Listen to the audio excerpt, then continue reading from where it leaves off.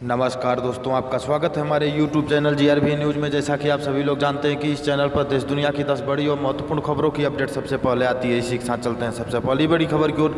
टीकाकरण अभियान पर पीएम मोदी के प्रमुख सचिव की बैठक, प्राइवेट सेक्टर को शामिल करने पर चर्चा।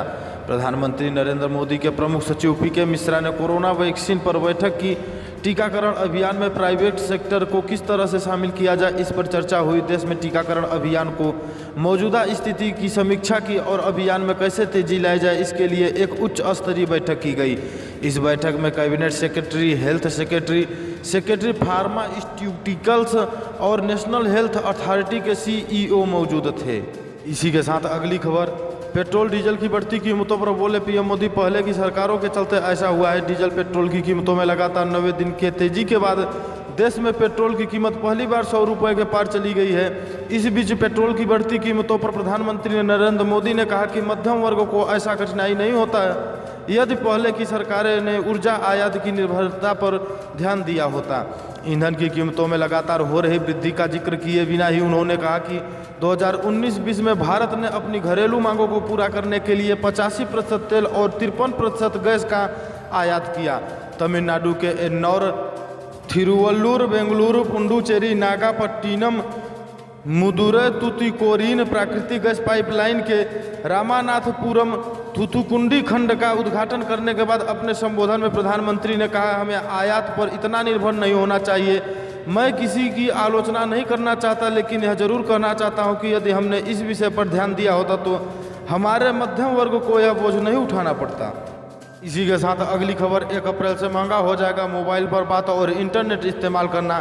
दरें बढ़ाने की तैयारी में टेलीकॉम कंपनियां मोबाइल से बात करना और उस पर इंटरनेट इस्तेमाल करना जल्द ही और महंगा होने वाला है।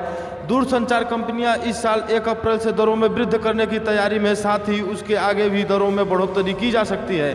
रेटिंग एजेंसी ICRA की रिपोर्ट में यह बात सामने आई है। कोरोना संकट और खासकर लॉकडाउन में जहां अन्य क्षेत्रों की मुश्किलें बढ़ी, वहीं दूसरी दूरसंचार कंपनियों के एवज रेवेन्यू पर यूजर ARPU यानी प्रति ग्राहक औसत राजस्व में सुधार हुआ है।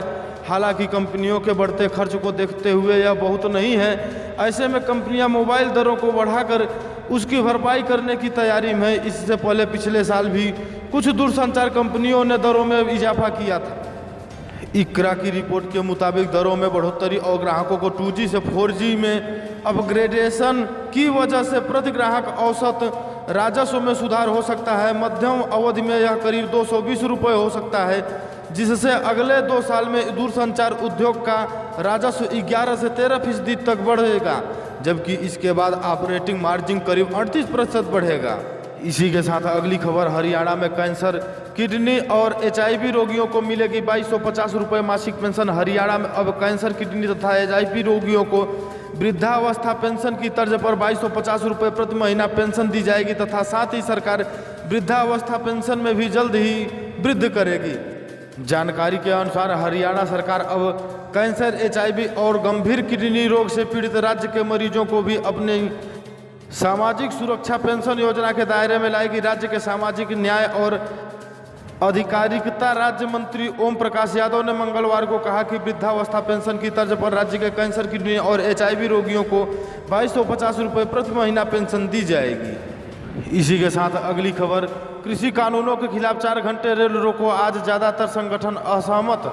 केंद्रीय कृषि कानूनों के खिलाफ किसान संगठनों ने गुरुवार दोपहर 12 बजे से 4 बजे तक रेल रोको अभियान का ऐलान किया है। हालांकि किसान संगठनों में इसको लेकर मतभेद सामने आई है और सांकेतिक रूप से ट्रेन रोकने की बात कही जा रही है। इसके बावजूद पुलिस प्रशासन व रेलवे ने व्यापक तैयारियां की है। सिंधु टिकरी और अन्य उन जगहों पर सुरक्षा बढ़ा दी गई है जहां प्रदर्शनकारी बैठे हुए हैं। भारतीय किसान यूनियन के राष्ट्रीय प्रवक्ता राकेश टिकैत ने कहा कि स्थानीय लोग ही अपने अपने क्षेत्रों में ट्रेन रोकेंगे, सांकेतिक रूप से ही ट्रेन रोकी जाएगी।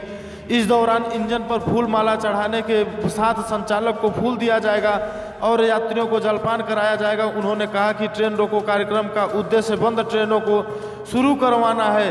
यूपी गेट स्थित धरना स्थल से कोई भी व्यक्ति इस कार्यक्रम में शामिल नहीं होगा। साथ अगली खबर, श्रीलंका ने इमरान खान को किया बेइज्जत, संसद में बोलने का न्योता देकर कैंसिल किया इवेंट।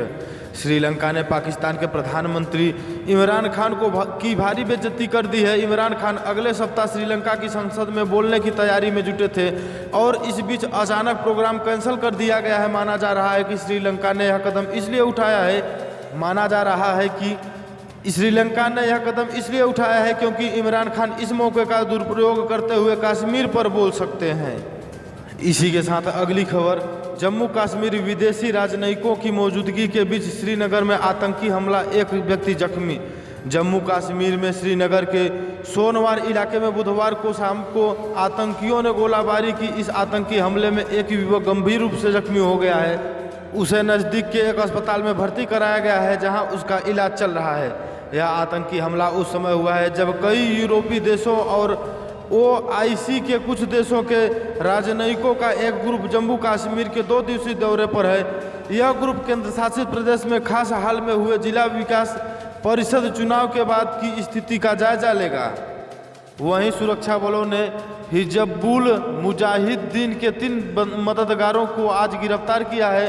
उनके पास से IED में इस्तेमाल होने वाली सामग्री बरामद की गई है। इसी के साथ अगली खबर, चीन पाक से तनाव के बीच मोदी सरकार का बड़ा फैसला, शीर्ष सैन्य अधिकारियों को दिए वित्तीय अधिकार।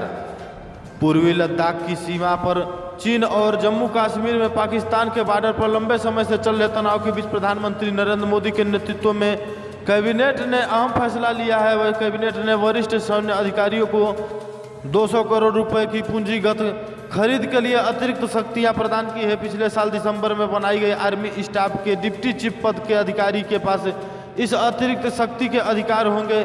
इस फैसले के बाद अधिकारी 200 करोड़ रुपए तक के परियोजनाओं को मंजूरी दे सकेंगे। यहीं पे समाचार समाप्त होता है। इसी प्रकार के समाचार को पाने के लिए इस चैनल को सब्सक्राइब करें और ज़्यादा से ज़्यादा शेयर करें। हमें कमेंट करके अवश्य बताएं कि यह समाचार आपको कैसा लगा।